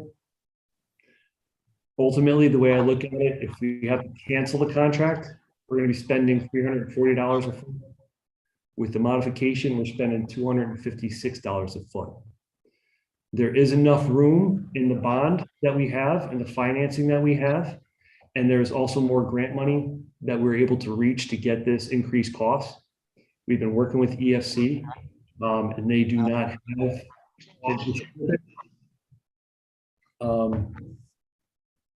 but it's changing the contract. Talking to EFC, they have seen this occur more often than not recently. They even changed their financing schedule to used to be able to put 10% contingency on a project that isn't bid. They increased that to a 30% contingency on a project that isn't out to bid because of the price of materials. The market's just insane. So that's where we stand on. Obviously, I'll take a pause here, see if you have any questions on that, and then I can move into the northern portion, which is kind of the phase 2 of this. Okay, thank you. Oh, hi, Jim. We have Jim on. Does anyone have any question? Yeah. What? Yes, yes, Council President. Chris, Andy, so what was the total of the project for the present fee? And what's the new total? Okay, so the bid price in 2020 was $8,562,278.52. What? 8,562,270. Yes, correct. What's the proposed? So this would increase it by $826,000. Say that again, 826? Yep. 826K. Andy, I know you're with Chris regarding not having to go back out to bid. Is that okay to do, recognizing, sure, it could be $340 per foot, but if a supplier knows, that we potentially can get it for $256, are you confident we don't have to put it back out to bid? Because if there is a supplier out there now, well, they're going to get it for $256. I might come in at $250. We are okay extending this without going back out to bid? Yes, so Chris talked to EFC about it. I talked to the state about it. Rick has had substantial conversations with Chris and I both about it. Really what it comes down to is bidding, of course. This is, to me, very clear-cut single source procurement in that, one, there's consistency in the pipe that goes into the project. So that stays the same throughout. Two, the costing. Two, if the city were to rebid and not get pipe in for 10 months, the contract with Louisi becomes an issue. Three, we're on the calendar for supply. So under those criteria, it is clear cut, in my opinion, single source procurement, and that has been echoed in other conversations as well. The difference is there will be a resolution coming to the city council authorizing execution of the contract because it is single source procurement. Gotcha. And just to follow that up, the recent increase, that was for the CSO, not the transmission, correct? The bond resolution. Yeah, brought we borrowed forward- it for another 10. That was for the the CSO. second phase of this project. The So- first bond resolution approved for this project has more than enough funding available to absorb this cost increase. It is important to note as well that the $800,000 that Chris referenced will be reimbursed 40% of grant proceeds from EFC.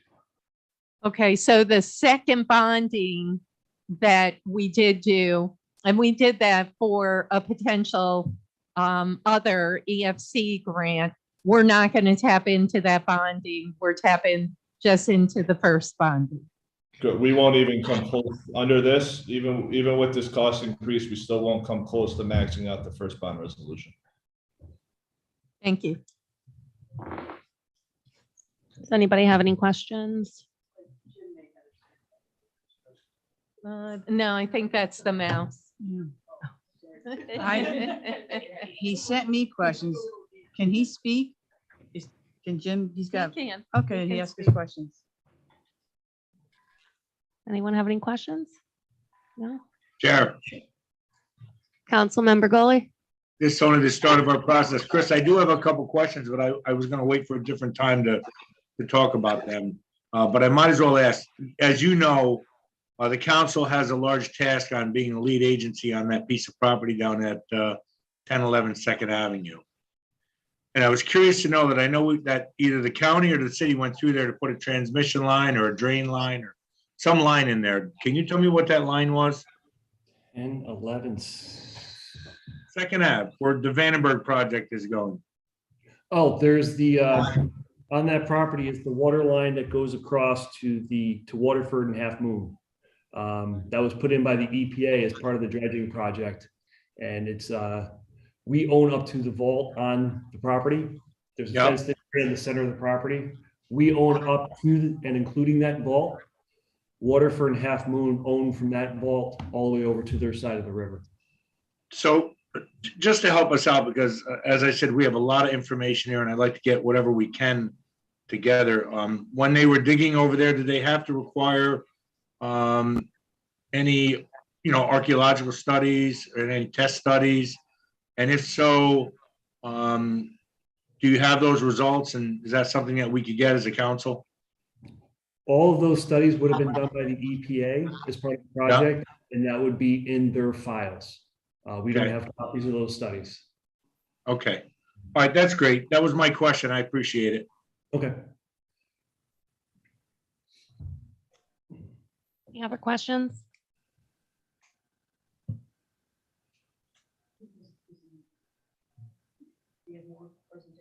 Yeah. Yep. Keep going. Keep Okay, going. we'll go on to the next item, which is the Albany Pool CSO project. You want me to finish up on the northern portion of the transmission main? Oh, yes, please. Sorry. Okay. So this portion ends at Church Street. The next portion goes up to the second valve house, up in Melrose. It's designed. We're currently going through meeting with property owners. We have easements on these properties already because the current lines are on these properties. It gets kind of tight. So we are starting on Monday. We're going to survey the properties, see where the current lines are. The easements from 1900 give us a 30-foot easement of center line from one pipe. So we have to find that, mark it, and then see where the other pipe falls and where we can drop the new pipes in there. So we're going to be working with those residents all the way up through.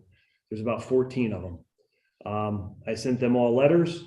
I've heard back from a couple of them. They all know that the pipes are there. They don't have any problems at this point with us coming through to do survey. And everybody so far has been pleasurable to work with on the northern portion. So we did do a bond for that. I think that was another $40 million bond. Thank you for that. We used that. We did apply for grant funding. EFC was very heavy on reapply. So that's why this is considered a second project and the northern portion. We have not heard back. There have been some questions on the schedule of when we might hear back about that financing and grant funding. I honestly can't tell you. I have no idea. Sometimes they come out quarterly. Sometimes we find out on a Monday morning. Sometimes we find out on they come out with that when they want to. All I can say is when I find out, I'll let you know. Thank you. Any questions? No?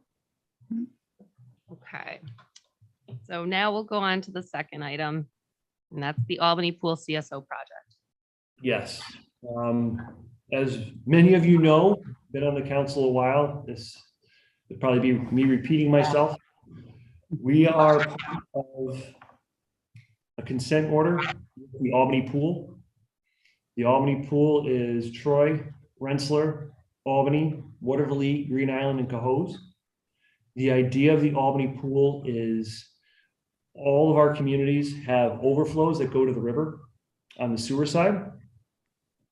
Prior to the construction of the sewer plant back in the 70s, all pipes led to the river. When the sewer plant was constructed, they just picked up all those pipes that went to the river and put it in the interceptor that goes along the river down to the sewer plant. To make sure that nothing happened, all of those pipes have an overflow to the river. So in times of rain, snow, that sort of thing, they do overflow to the river. EPA and DEC told us that we have to do a project to clean the river up. At first, they wanted to come through and give every community its own consent order. And the price on that would have been in the billions of dollars, because it would have just been separate everything. So the Albany pool got together and we actually studied the river and found the hot spots along the river of where the highest peaks of overflow are occurring. And through that, we developed a plan to hit those overflows. We are working with all the other communities. There's a formula based on population, based on overflow, that determines how much the project costs us or costs each community. We are 34.76% of the overall cost of this project.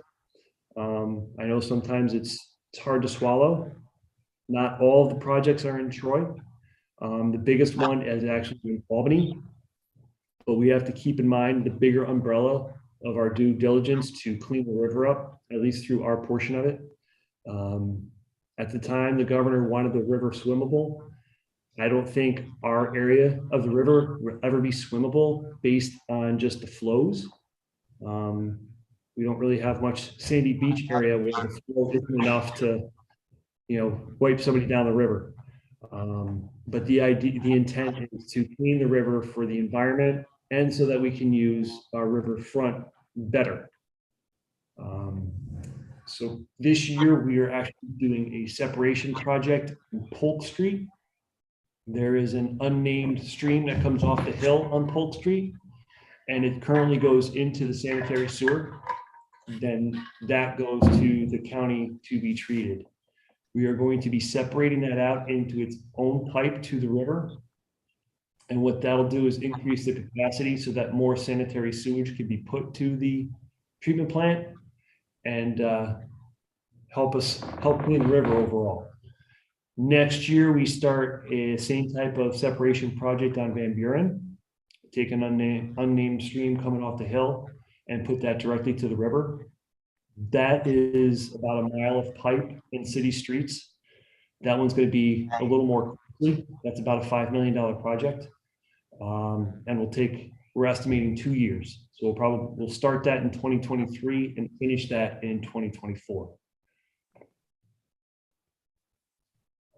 That's where that project kind of is at this point. Is there any questions? No. Okay. We'll move on to item number 3, which is the lead and copper rule revisions as implemented by EPA and DOH. This is a tricky one.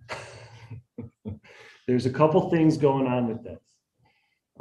We kind of overlap a little bit. I'll go through what the revisions are with the EPA, and then I'll go through kind of where we are right now. So the EPA revised the lead and copper rule. The deadline is 2020. By that date, we have to have an inventory of all of the lead service lines in the city of Troy. Oh. Am I still here? Yeah, you cut out the year. We missed the year. Did you say 2024? Yes. Yep. So by 2024, we have to have an inventory of all of our lead service lines and a plan to replace all of them.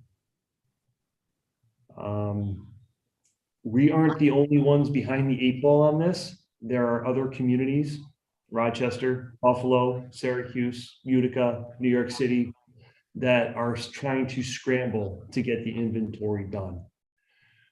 Our GIS tech actually went through, we have cards on every house of what the service line material is from the main to the curb box, which is the city-owned portion. He put all of that into the GIS system, so he can pull up any resident and tell us what the material is between the main and the curb stop. What we don't have is what the material is between the curb stop and the meter. That is what we consider the private side. If that is to have a hole in it, that's what we determine to be an inside leak. and that's on the homeowner to repair. Anything inside that curb stop is considered private. This new revision does not care what's private or what's public. It just states it is to be replaced from the main to the meter. We are trying to adjust, review, update the rules and regulations to determine how we are going to do this. The rules and regulations right now state we own to the curb box. Anything inside is private. We don't touch it. That can't be the case come 2024. So we will have to have a full plan of, one, where are the lead service lines? Two, how much funding is available and where's the funding coming from? And three, a plan of attack to replace them. They want a 5 to 10% per year replacement on lead service lines. So they want it, 10 or 20-year plan. They don't want to see a 100-year plan to replace it. They want it done rather quickly. So we're still trying to comprehend that. There are still webinars out on the revision and what it means and, tricks of the trade of how to accomplish it. But I think we are in a good place. So now the bad news, which kind of helps this, is we actually had a lead service line exceedance last year. So every year we take samples from residences that we know have lead service lines. Of those 30 samples, 3 are allowed to be above an action level. We had 4 that were above the action level. So that means there were 4 samples that we had out of 13,000 services that were above 15 parts per billion in lead in the water. What this does is it triggers multiple things with Department of Health. We have to send notices to all residents to tell them that there's an exceedance. We have to do a corrosion control policy review. We have our engineers working on that right now. And we have to, as part of this, we're using this as a tool to get the inventory of lead services. There is a troyny.gov/lead. There is a quick tutorial, and you can go online and just put the address in, a contact phone number, and take a picture of it, and then we can mark it as lead or copper or galvanized. Those are the 3 types of services that we have in the city. To date, we sent the mailing out in November. We sent 12,500 letters out. We have had about 115 responses. That's not a good percentage. I was hoping for more than that. So we're going to have to ramp up this as part of the exceedance. We have to do mailings every quarter. It doesn't have to be as thick as the first one. The first one I think was 5 pages. I'm looking at setting up something a little more online and sending a postcard out, which is much cheaper, much more legible, easier for homeowners to read. The document that was sent out was a lot of legal jargon that had to be in there. I think I put a 1 or 2 page kind of summary on the beginning. And what we're finding is a lot of people open it, see it's not a bill and toss it, or they see it and toss it and don't even read it. So hopefully with a postcard, it'll state it right on the front so they won't have to open it. It'll be right there for them to read. Hopefully get online and get their service inventoried for us so we can update our GIS system. Also, as part of the EPA program, we have to develop a publicly accessible map to let everybody know where our lead service lines are. So that's something our GIS tech is working on also, is how to publicly get this information out that's legible and usable by the residents and meets the criteria for EPA. So there was a lot there. There's a lot. And what I'm honestly, I mean, this is like serious stuff and I would prefer having a meeting solely on this issue. Okay. I don't know how you guys feel, but I think that I think we need a separate meeting and collectively, I mean, this totally took me off guard, and probably many of you. And I mean, I had heard through the grapevine that some new lead requirements, et cetera, but I didn't know it was near to this. So I'm just going to suggest if we like soon Yeah. could have a separate meeting solely on this issue. So then we can get the public more involved. We'll be in person then. I think it'll be more informational if you guys are good with that. I am open. It's a regulation that we're gonna have to meet and we have to get community buy-in. So however we can do that, I am fully on board. Let's schedule just solely on this issue. Yep. Yep, absolutely. Yep. Just so you know, Councilmember Steele said that we should bring it out to the neighborhood meetings too. So yeah, let's get a plan of attack, have a total separate meeting on this issue only. Makes sense. Thank you. Thank you, Chris. You're welcome. I mean, no, thank you. No, I'm kidding. Okay, does anybody have any questions? You have two. Hey, Chair, Oh, I do. Chair. Yes, Council Member Gully. Hey, Chris, listen, are there any, I know nothing's really happening with the property itself, but are there any plans to do something about the flooding that occurs on Second Avenue down by the Price Chopper lot each spring when we get a heavy rainfall, when we get a heavy melt off?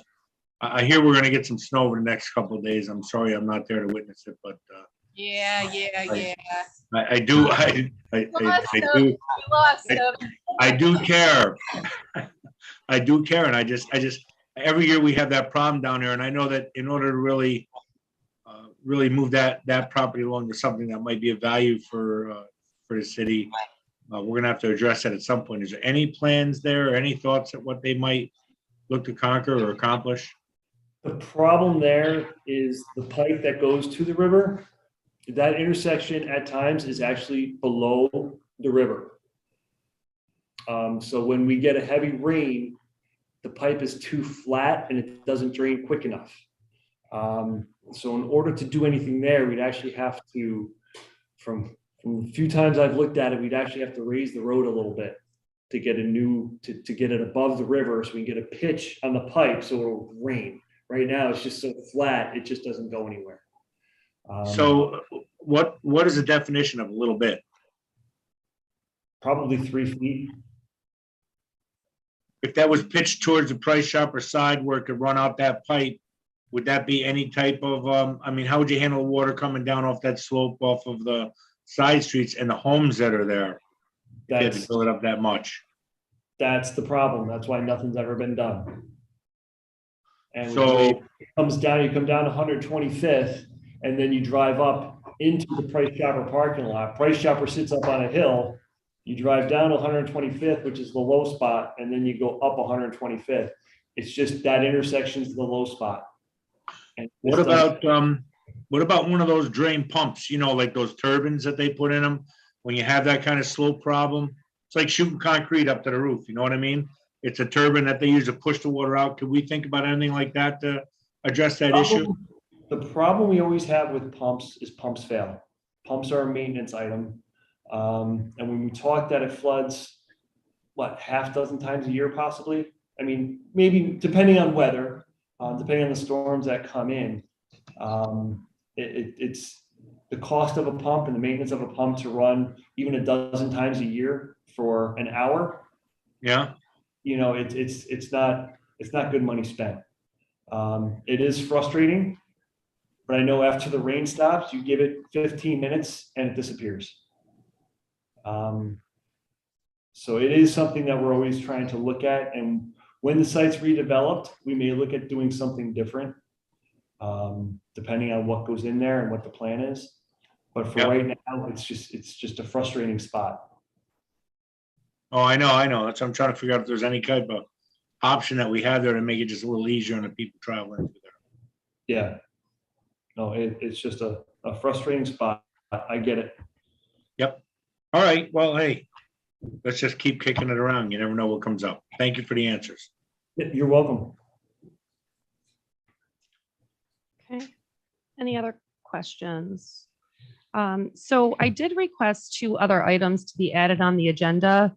One of them, but I did not see them on the agenda, so I'm not sure we're able to discuss. Okay, so it's basically, there are just a couple questions, Chris. One of them is, if you can provide us with a list of what other municipalities that we cover, what they're charged, what they're being charged per gallon per se. And so that's the one. And then the other is if there's a schedule out already for when the fire hydrants will be flushed and inspected. I don't think there is. There shouldn't be yet. Okay. I can get into where that schedule comes from and where it starts, but I don't think a schedule's not out yet. Okay. Let me go with the municipality and the contract pricing. Okay. We service many communities, I think 9, including Troy. They're all on city rate. So when the city rate goes up, they go up also, except for 4. There are 4 that are not. They are contracted at a different rate, a wholesale rate.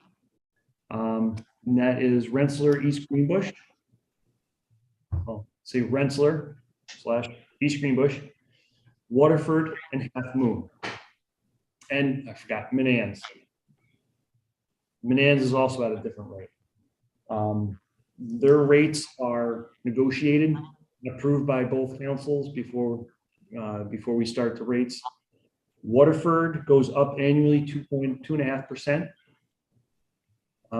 Rensselaer, East Greenbush, and Half Moon go up annually based on the consumer price index, which I think this year is going to be like 7 or 8%, if not more. Manans was judge negotiated back in the 70s or 80s. So that's a special contract with price increases based on the budget. So every line in the budget has a percentage that Manans is responsible for, and that gets adjusted annually. So whenever our budget goes up, they get a letter. Everybody else is at the city rate. Okay. So does the contract with Manans renew itself on a yearly basis, or is there an actual set date that's for eternity? Let's say that contract is good until. They're all 20 to 30 year contracts. So yeah, pretty much for eternity. When you look at, I've been here 20 years. I think Waterford, we renewed. Half Moon came on because they were a customer of the EPA. We renewed Rensselaer, East Greenbush. I've renewed Brunswick. Post and Kill is a new one. North Greenbush needs to be reviewed. That one's up for that one needs to be updated. And Scotticoke I renewed. So there's only a couple that are out of date. Obviously, we have to go through, meet with the communities, see what's best for them, what's best for us, and then we go to the council for approval. Anyone have any questions? Chair. Yes, Councilmember Gully? So Chris, when we negotiate our contracts, do we set up that contract specifically for that town, village, or city? Or do we have any type of standardization with our contracts? Or is it all different? And there's a part B to this. You say these are all 20, 30-year contracts. Is there anything in there that allows us to, look at more modernized terms that fits the expense of getting that water to them? And there's a part C too. How do we compare it to Saratoga that's supplying water to Waterford now? What are they charging them, and how do we compare theirs? So hope we took copious notes. I'm getting there. I'm sorry, buddy. As for the contract language, we have specific contracts with each community. The language within it is pretty much all the same. There might be a couple changes in there, but it's primarily all the same language. Yeah. So as for adjustments for rates within that contract language, that's where there's, the communities that are at the city rate, they base it on the city rate. So if we go up, they go up, it's automatic. The wholesale communities, Rensselaer, Greenbush, Waterford, Half Moon, Manans, they are at the wholesale rate. I think right now it's around 250, 220 per gallon. Obviously with the consumer price index going up soon, they'll go up also. But the provision in those communities, not why they get a reduced rate, but any capital costs that we have that affect them, they are part owner. So the transmission line that's going in, it's $40 million project. We adjust our rate to pay for it. The municipalities that are at the city rate, their rate is already automatically adjusted to pay for it when we adjust our rate. Yep. The wholesale communities say they use 10% of the water. They own 10% of that project. They're going to reimburse us for 10% of that project. All right, good. So we have percentage back on the expenses. Good. Yes, so they might get a reduced per 1,000 gallon rate, but when we do significant upgrades, they are responsible for those payments. Okay. Like paying for an insurance policy. Yeah. Yep. All right, great. And then Saratoga County, right?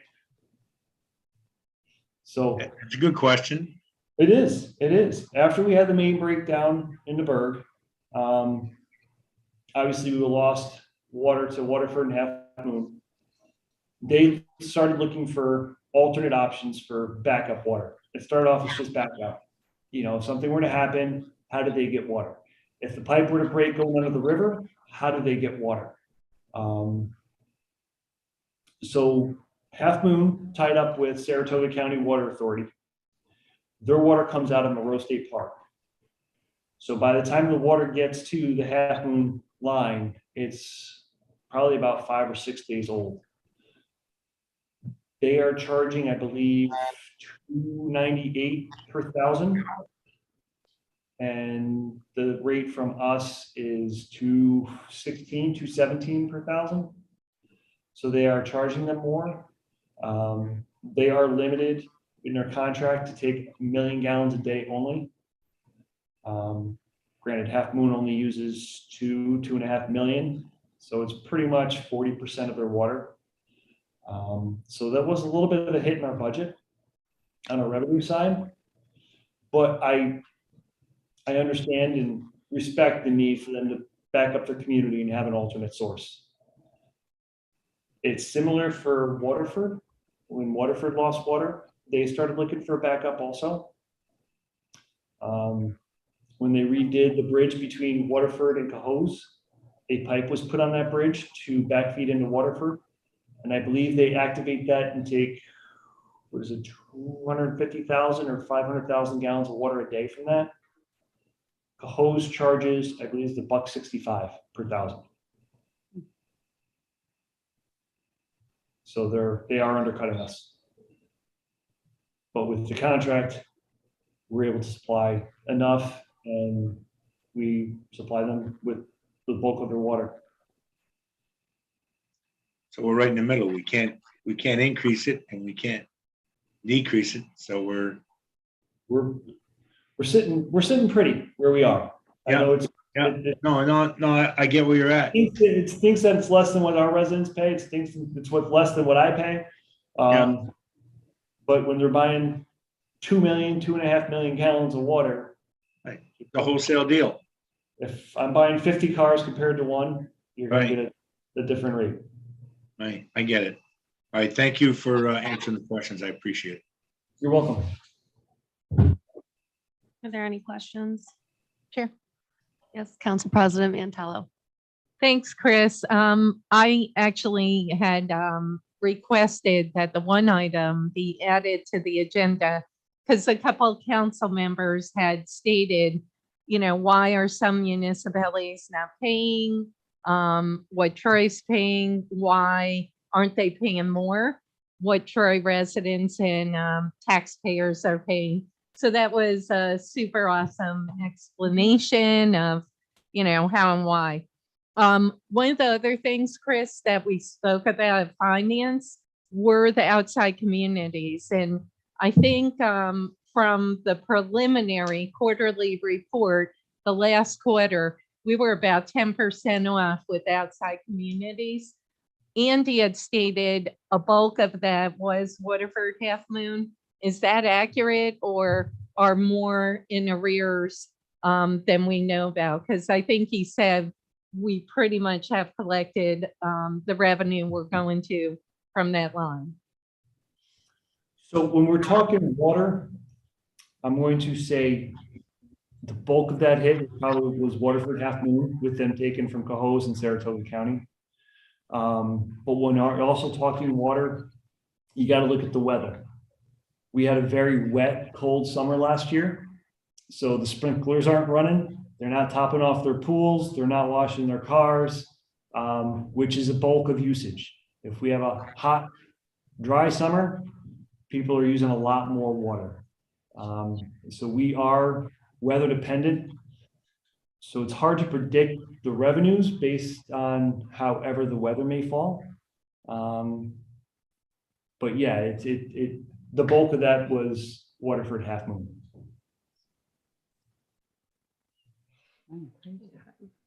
Any other questions? Okay. So just Yeah. keep that in mind that when we look at our budget, when I look at the budget on revenues, it's not like it's a tax base, a house is worth so much and it's so much percentage and that's how much you get. People change out to low flow faucets, low flow shower heads. They flush the toilet every other time. There's ways to adjust the water usage, which makes the bills go down. The weather relations, all that. So that just keep that in mind whenever there's a revenues discussion. Thank you, Chris. You're welcome. Okay. So no other questions. So we'll make a motion to adjourn the meeting. Motion to adjourn. Sorry. Second? Yeah, second. Okay. All in favor? Aye. Aye. Chris, thank you. Thank you, Chris. guys. Thank you, guys. Thank you. Jim, no thank you to you. I think I'm gonna go right back to what I was doing before I got on this thing. Whatever. Hey, Hi, Tub. thank you, Seamus, for getting me on here. I truly appreciate your help tonight. All right, guys, have a great couple days. Get your rubber boots out. Stay warm. Oh, we are.